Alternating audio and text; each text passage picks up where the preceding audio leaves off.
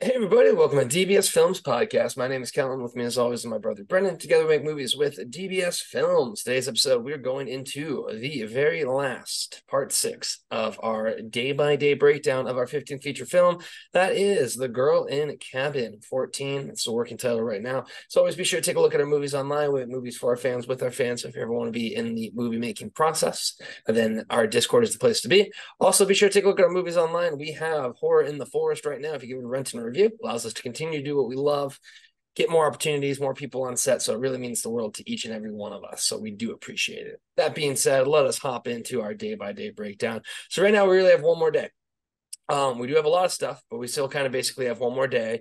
At this point in time, it is a few scenes that are connecting. The big one is Carl with the fire, so using Carl for the torches, and then Brendan's scene and Tanner's scene, as well as getting all of Tanner's ADR and all of that fun stuff. So it's kind of a lot of things boiled together. I did unfortunately have another need to be somewhere, so I had to be in South Florida. So I had a 6-hour drive and a cutoff time of 2 a.m. But I think this is kind of the standard. This is kind of the standard. Filmmaking process where I feel like the amount of days you have, the shoot will kind of extend itself to those amount of days. At first, we were basically had pretty much nothing here, but we kind of keep pushing things over here and there. So I would say not really too panicked. I wasn't looking forward to the drive, but I feel like we weren't really stressed out. We basically had a good handle on where we were at. How are you feeling coming into the last day? I think actually the only thing we were worried about was cleaning, but other than that, I feel like we had the kind of production element down. Yeah, I felt pretty good. I know we had a lot to do, but I mean, we started right away. We started hustling. I knew the fire stuff was big, and we did that for a long time. And my prediction was that we'd finish and wrap at 5:30 in the morning, and that's right when we finished and wrapped. So I don't know. I honestly think there is some kind of mental trick in there where the time that you say you're going to wrap is the time that just everyone just kind of motivated to finish at that time. So it did take longer than I thought. I would have liked to finish by 3 o'clock, but we did have the one special effects scene, which Brendan's death, that we kept pushing off and pushing off and pushing off. Every single movie has one scene where we're pushing it off. And we got to the end, and I'm really upset that I did push it off because we did find out that the scene that was supposed to happen was unable to happen because we basically have a silicone mask and it's very difficult to pull these things off. That scene required one character to remove a mask while also holding a camera. It would have been a mess. So I really wanted to try that scene. I thought it would have been really cool, but it didn't work out. The one we have in there is decent now. I think it's fine. I don't think there's anything wrong with it, but I definitely could have something better, and I think we could have problem solved or figured something else out if we would have done this earlier. But you win some, you lose some. The fact that we got it done once again, I think the kill, and once again, props to Tegan to figure out a different way to kind of do this stuff. I think we got a really cool scene, a really cool kill in there. That's going to look really cool. So I think, all in all, it was good. It was just, you don't really want to end with a special effect because it just adds to the cleaning. And, we wrapped at 5:30. We did a small little celebration. But the cleaning process took about 2 or 3 hours. It was very intensive. It just was not good, especially when everyone's tired. So we're still working on the cleaning part of, getting all this stuff cleaned up and everything. But for the most part, getting the movie done, I feel like we have everything we possibly need, except for the final epilogue stuff. But Isabella does live close to us, so we're going to probably take care of that in December. But I mean, I felt really good at this point. I was tired, but I feel like this was, as much as the budget of Bigfoot and how much we put into Bigfoot and how much, talent and assets and money we put into Bigfoot, I do feel like this one probably will have larger or may look like a larger production just because of all the stuff and the special effects. The cabin was fantastic, and just the extreme pace of it, I really think is gonna look really good. So I'm definitely interested to see how it plays out. I'm excited to go back to this concept, but we came in there, we knocked it out. I can't ask for anything more. We finished with all the footage that I believe we need. I'm really hoping we don't have to do pickups, so I'm gonna knock on wood. But I feel I feel really good with this one. The drive home, it was nice. I was tired, but it was the weight off my shoulders that we did get, number 15 done. That is always a great feeling. And with that, again, huge shout out to everyone who is part of this production cast and crew. Again, it is a massive team effort when it comes to making something like this happen. And, they all stepped up, they showed up, and they did an amazing job. So that being said, I kind of wanted to hop into, what we're kind of expecting from The Girl in Cabin 14. And to me, it's usually something of, I feel like when you watch a movie in production, you kind of in the back of your head have ooh, I like this, ooh, I don't like this, I'm kind of curious. So I think the first thing I want to talk about is, and this I think stems from Bigfoot a little bit, but I think, when Bigfoot comes out and when Girl in Cabin 14 comes out, I think we might start seeing this model happen a little bit more. And that's really kind of the additional character quests. And I think what that is using characters strategically for pacing. And I think we've kind of done it slightly with the Hateful Eight in areas, poorly, like very poorly. We had interviewers for the Haunting the Suicide House, which surprise, surprise, was one of our better performing ones. So there you go. That might be something. But if you look at like Into the Forest, they only really talk to one other person and then Nelson. They do talk to the park ranger, but again, when you talk to Nelson, when you talk to park ranger, besides Nelson kind of going out there, nothing really happens. Where I feel like what we have now is people kind of get introduced and then get murdered and then get introduced and then get murdered and then get introduced and then get murdered or something bad happens. So I'm really curious about this, but I just felt like because we had so much more special effects and murders, we now have almost this cool thing going where you'll meet a character will progress the plot, and then character gets killed. And I think that will kind of be a new staple, I think, moving forward as we see the Bigfoot pan out and as we see Girl in Cabin 14. Are you kind of getting that same vibe too when it comes to our productions? Because I feel like that's really escalating the pacing. Yeah, and I think it's definitely something that we kind of learned. Like once again, we kind of figure this stuff out subconsciously. I think looking back at the Roger Project, The Cold Grave, very happy with that movie. To be able to make a movie with that kind of budget and to have it go live and stream on all these platforms is just unbelievable. So shout out to Ben who did a phenomenal job on that one. I'm super proud of that movie. But I think the beginning lags just a little bit. I think that's going to be the feedback from that one. And it's just because it's one character. And I think Ben did his best job he could to basically carry this movie, but it's an impossible task. And I think we kind of subconsciously realized that with the Bigfoot project, where they're kind of moving, throughout this journey with multiple characters.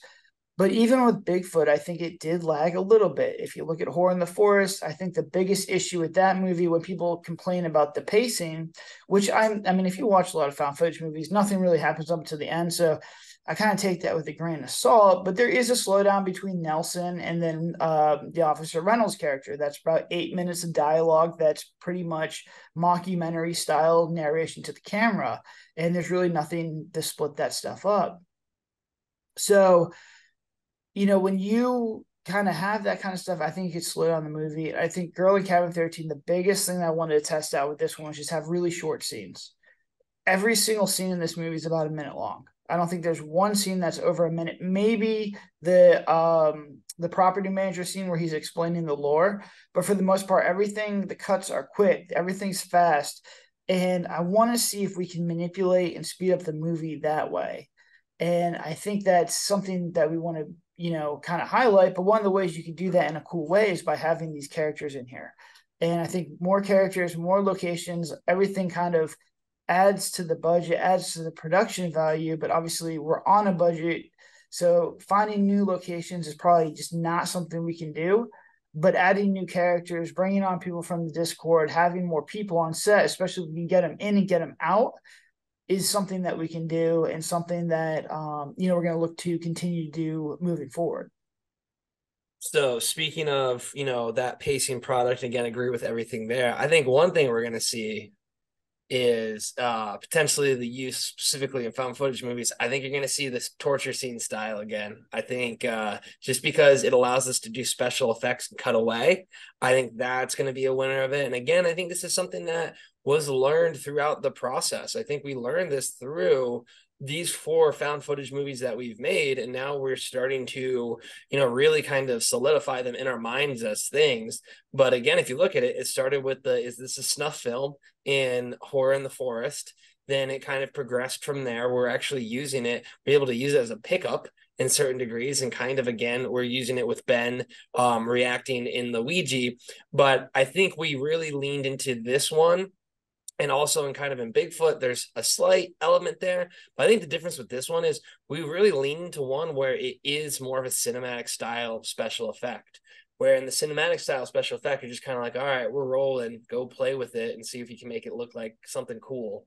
And then we'll use that couple of minutes. So I think the big difference with Girl in Cabin 14 is, if this style works, then it allows us to embrace the cinematic benefits, which are the cuts between the different angles. What are your thoughts on how that might play out?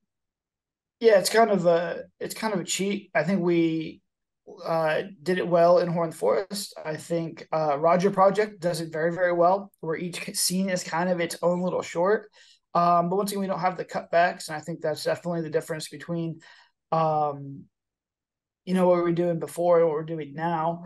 But I think it's going to play back. It's just easy to do it. I'm a big believer and fan of anthology horror movies, and you have a wraparound plot and you have little 8-minute shorts. I definitely think we're probably going to end up testing that out next year, just because I think it's something cool.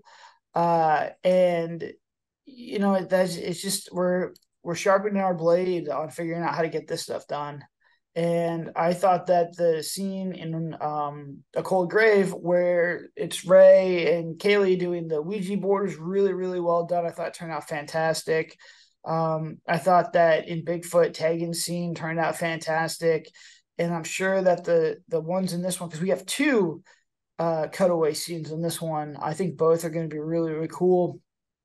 It adds in, once again, new characters, new little scenes, and just a little bit of foreshadowing. When you're watching something that happened in the past that could happen in the future, to me, is kind of a cool little trait that we can include in these movies. Exactly that. And I'm, again, leaning into that one as being one of the bigger benefits when it comes to understanding how we can use scenes like that to get the best of cinematic styles when it comes to the cuts and really improve that. I think the next thing I'm really curious about, because again, my biggest gripe with The Girl in Cabin 13 is there is no plot. It is, I mean, again, you can say, oh, there is a plot. There's no details. That's like the most surface level thing ever. And we actually go into detail in confusing people. Because it's like, yeah, you get to make whatever plot you want. Great, that sounds fun. You know what I mean? I'll let do that. I'm a fan a more solid of a plot in the sense of details. And I think it's something we continue to see. But the hard part is what is the way that you can give these details in an engaging way? I think Bigfoot is done really, really well. I'm kind of curious about this one because I feel like we kind of tiptoe around what's actually happening again. As mentioned in the earlier process, I would have loved another character to sit down and really be like, let me tell you what happened to these folks in this land, to really kind of drive home a plot there. But that being said, it is a big step up from Girl in Cabin 13. So I'm kind of curious about the level of plot and where that's going to be. What's kind of your thoughts after being through the process? How do you think the overall plot, because again, home invasion is a great one. I think we finally have a reason for them to be out there with the film process, which is not oh, let's just go take a vacation, which is a huge benefit. But what are kind of your thoughts now on how the plot might be received for Girl in Cabin 14? Yes, I mean, people say this stuff, but I think it kind of goes back to, all right, we have a low production, we have low production value, and the movie's decent, and then people's brains are like, all right, well, what's wrong with this movie? And then it just kind of goes back to, oh, what's the motivation of the mass killers? And I mean, if you look at all the home invasion movies, none of them bring up their motivation. What was the motivation of people and strangers? Like it's just not addressed. But that being said, I listen to feedback and we're going to sprinkle in a little bit of stuff. So we do have, motivation for them to be doing this. There is a little bit of lore in there, but once again, I think it's going to be a good split test between this one and Bigfoot.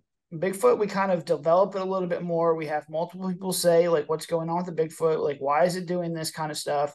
And then this one, we kind of sprinkle it, but we don't really dwell on it. And I definitely want to see what's going on, to see, what is the mount. Because, yes, we can have another scene in there where someone sits down at a fire and narrates to the camera what exactly is going on. I think the problem is you're going to slow down the plot again. And I think that was the problem with Horror in the Forest was we probably did too much plot. For the first time, I think we probably did too much plot in that movie.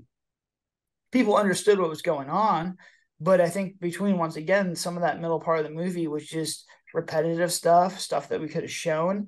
And then at the same time, we still got a whole bunch of people being like, "What's the motivation of the witch?" It's like, you're never gonna win.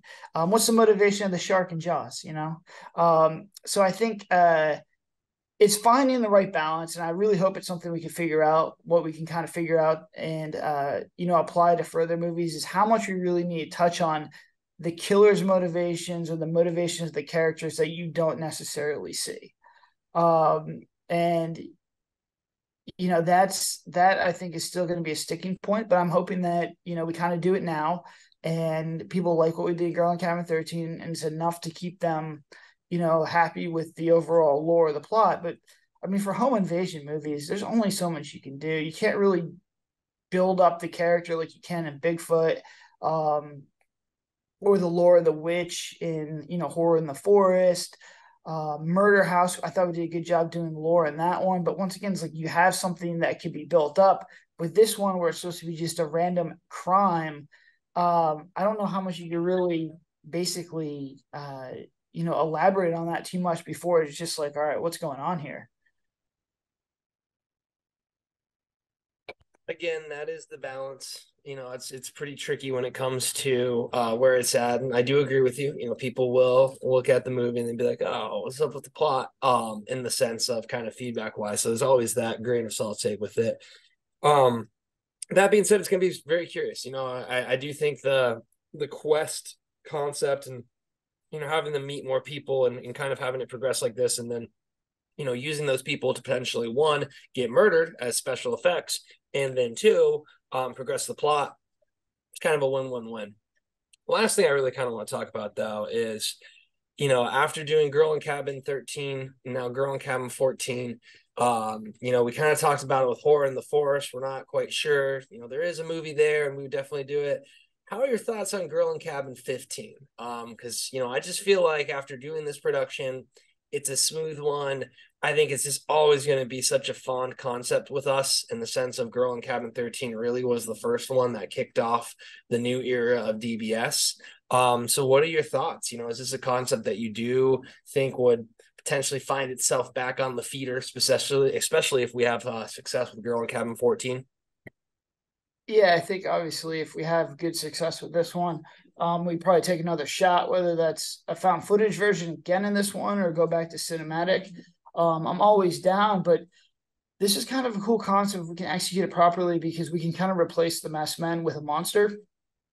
I think you can also take the same thing and make it aliens. So you sort of have like a science-esque cabin, and have the aliens as the masked men. They're kind of like out there. They don't know what's going on. The power gets cut because the ship. Car doesn't work because they're gone. There's a lot of things that we could possibly do with this one that are cool. But I mean, it's just, pulling different stuff in there. It'll definitely be interesting to see, sitting down in January, we're getting more data to see which ones we're going to kind of do the 3.0 versions of it, whether or not we're going to continue with some of this stuff or try and branch out in different directions. Because really by next year, we're going to have a good idea of whether or not we should do another Roger project, another Forest of Death, another Horror in the Forest, another Girl in Cabin 14, or another Bigfoot. All that data is super valuable. We can, sit down and kind of figure out which ones we're going to kind of pick and choose from, heading to next year. But either way, anytime you make a movie, you learn and get so much better that we could pull elements from this movie and put them in other movies. It doesn't need to be like this. Like I said, they could change the monsters, you could change the villains, we could do different things, just kind of give them, a different, unique spin to it. And, if people really, really like this one, I'm sure that we can find a way to just make it better. Even after shooting, I'm like, all right, here's some things that I can make better, that we can shoot better, that I can be more prepared with. And that just, continues to prove our point that filmmaking, you have to make a lot of movies. I just don't agree with the whole one movie a year, one movie every 3 years. I think that this is a skill. I think it needs to be sharpened. I think with each movie, we're getting better. And I think that's just the general philosophy that, I wish more filmmakers would kind of, basically explore. I don't